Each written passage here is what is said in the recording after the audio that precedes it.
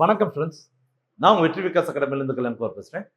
நீட்டில் ஸ்கோர் பண்ணுறதுக்கு மாணவருக்கு தடையாக இருப்பது ஃபிசிக்ஸில் இருக்கக்கூடிய ப்ராப்ளம் சம்ஸும் கெமிஸ்ட்ரியில் இருக்கக்கூடிய சில கஷ்டமான கான்செப்டும் தான். ஸோ அதை மாணவர்களுக்கு எளிமையாக புரிய வைக்கணுன்றதுக்காக தான் இந்த சீரீஸை ஸ்டார்ட் பண்ணுறோம். ஸோ நேரடியாக வீடியோக்குள்ளே போகலாம். வணக்கம் ஃப்ரெண்ட்ஸ், நீட் ஃபிசிக்ஸில் இருக்கக்கூடிய கான்செப்ட் ஃபுல்லாக நம்ம பார்த்துட்டு இருக்கோம் ஃப்ரெண்ட்ஸ். அந்த வகையில் மோஸ்ட் இன் ஸ்டேட்மெண்ட்டில் ஆல்ரெடி கான்செப்ட் வீடியோ போட்டிருக்கோம். பார்க்கலன்னா டிஸ்கிரிப்ஷன் பாக்ஸில் லிங்க் கொடுக்குறேன், கண்டிப்பாக போய் பாருங்கள். சரிங்களா? ஸோ எப்படி சார் கான்செப்ட் நடத்த போறீங்கன்னா வேற ஒன்றும் இல்லை, ஒரு ஸ்டேட்மெண்ட் கொடுப்போம்.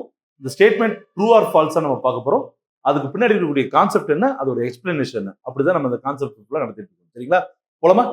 So first of all, a particle thrown upward has zero velocity at its upper point. சரிங்களா ஃப்ரெண்ட்ஸ்? ஒரு பார்ட்டிகிளை நம்ம மேலே தூக்கி போடும்போது அதோடைய டாப் மோஸ்ட், அதாவது அப்பர் மோஸ்ட் பாயிண்ட்ல வரும்போது அதோட வெலாசிட்டி 0 ஆயிரும் அப்படின்னு சொல்லியிருக்காங்க. சரிங்களா? இது கரெக்டா அப்படின்னா yes, of course the statement is true. இது தெரியுதா? இது எப்படி நம்ம பார்த்துக்கலாம்? சரி ஸ்டூடண்ட்ஸ், எப்போதுமே நல்லா ஞாபகம் வச்சுக்கோங்க. இப்போ நம்ம பால் எல்லாம் த்ரோ பண்ணி விளையாடுவோம், ரைட்டா? அப்போ நம்ம என்ன நினைப்போம்னா ஒரே கோட்ல போயிட்டு ஒரே கோட்ல வர்ற மாதிரி இருக்கும். சரிங்க ஸ்டூடண்ட்ஸ், உண்மை அது கிடையாது. நம்ம எந்த விதமான ஃபோர்ஸ் கொடுத்து நம்ம ஒரு பார்ட்டிகுலர் நம்ம மூவ் பண்ண வச்சாலும் அது எப்படித்தான் போகும்? பேராபோலிக் பாத்துல தான் போகும். சரிங்க ஸ்டூடண்ட்ஸ், இது என்ன சொல்லுவாங்க? நம்ம பேராபோலிக் பாத்னு சொல்லுவாங்க. சரிங்களா? அந்த பாத்துல தான் போகும், ரைட்? இப்போ உதாரணத்துக்கு நம்ம ஒரு பார்ட்டிகிள் வந்து மேல தூக்கி போறோம்னு வச்சுக்கோங்க. உதாரணத்துக்கு கிரிக்கெட் பாலே வச்சுக்கலாம், ரைட்? இதுதான் கிரவுண்டு. ஸோ இந்த பார்ட்டிகிள போகும்போது வெலாசிட்டி என்னவா இருக்கும்? கூடுதலா இருக்கும். ஸோ போக போக போக போக என்ன ஆயிட்டு இருக்கும்? இந்த வெலாசிட்டி கொஞ்சம் கொஞ்சமா குறைஞ்சிட்டே வந்து இதோட டாப் மோஸ்ட் பொசிஷன்ல வரும்போது வெலாசிட்டி என்னவாயிரும்? 0 ஆயிரும். வெலாசிட்டி என்னவாயிரும்? 0 ஆயிரும். அப்ப வெலாசிட்டி 0 ஆயிடுச்சுன்னா இதுக்கு மேல அந்த பார்ட்டிகிள் என்ன பண்ண முடியாது? மேல போக முடியாது. புரிஞ்சுக்கிங்களா ஸ்டூடண்ட்ஸ்? அப்ப இதுல இருந்து இந்த ஸ்டேட்மெண்ட் வந்து கரெக்ட் தான். சரிங்களா?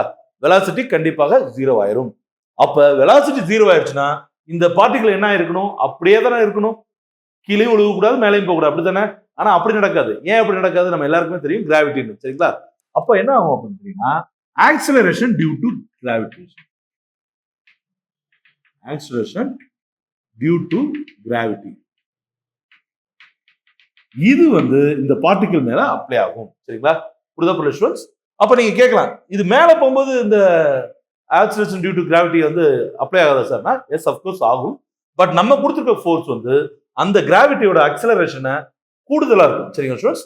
அதனாலதான் அந்த ப்ராடக்ட் என்ன ஆயிருது? மேல போயிருது. அந்த பார்ட்டிகிள் வந்து மேல போயிருது. சரிங்களா?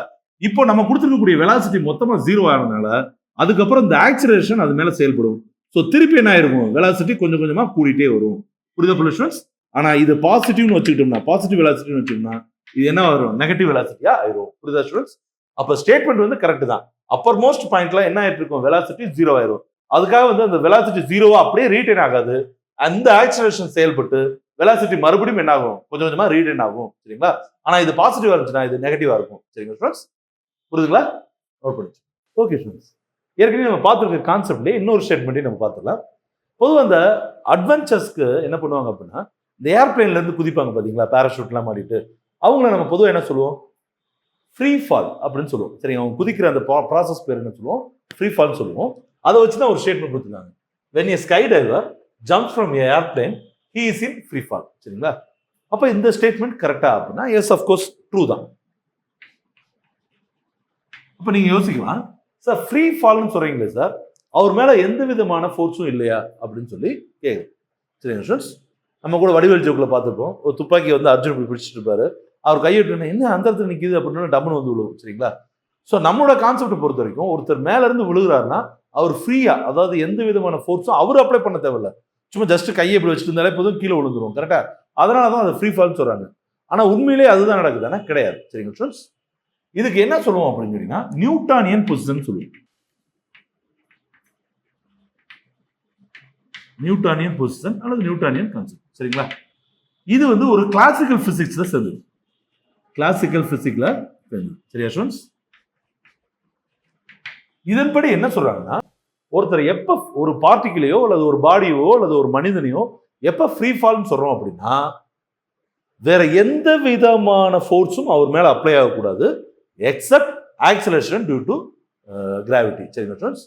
அதாவது கிராவிட்டினால உருவாகக்கூடிய ஆக்சிலரேஷன் தவிர்த்து அந்த பாடி மேல வேற எந்த விதமான ஃபோர்ஸும் இல்லை அப்படின்னு சொன்னோம்னா அதை என்ன நம்ம சொல்லலாம், ஃப்ரீ ஃபால்னு சொல்லலாம். அப்போ ஒரு ஸ்கை டைவர் ஏரோப்ளேன்ல இருந்து குதிச்சதுக்கு அப்புறம் அவர் ஃப்ரீ ஃபால் அப்படின்னு சொல்றது வந்து தவறானது கிடையாது, சரியானது தான். சரிங்களா ஸ்டூடெண்ட்ஸ்? இதுல நம்ம ஃப்ரீ அப்படின்றது without any force, without any acceleration, without any velocity நினைக்க கூடாது, except acceleration due to gravity. புரியுதா ஸ்டூடெண்ட்ஸ்? ஓரளவுக்கு இந்த ரெண்டு கான்செப்ட் உங்களுக்கு புரிஞ்சிருக்கும்னு நினைக்கிறேன். இந்த வீடியோ உங்களுக்கு யூஸ்ஃபுல்லாக இருந்துச்சுன்னா லைக் பண்ணி கிளிக் பண்ணுங்க ஸ்டூடெண்ட்ஸ். நம்ம சேனலை சப்ஸ்கிரைப் பண்ணிக்கோங்க. உங்களுக்கு ஏதாவது டவுட் இருந்துச்சுன்னா கமெண்ட் பாக்ஸ் கமெண்ட் பண்ணுங்க. அடுத்த வீடியோ சந்திப்போம். நன்றி, வணக்கம், பாய்.